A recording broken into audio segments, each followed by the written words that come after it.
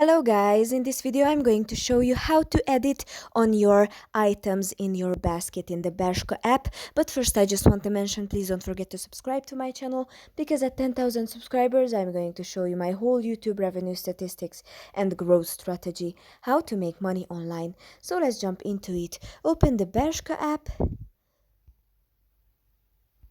and go to your basket on the bottom middle icon.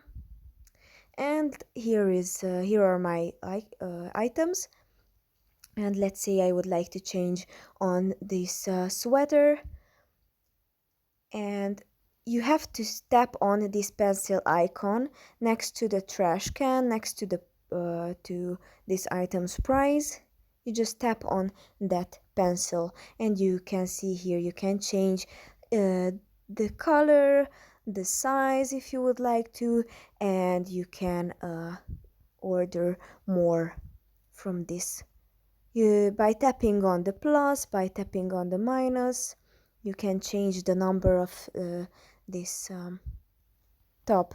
Tap on save, and like this, by this pencil icon, you can change your items in the order, and after that you can order it. That's pretty much for this video. I hope it was helpful for you. If it was, please consider subscribing, and see you in the next one.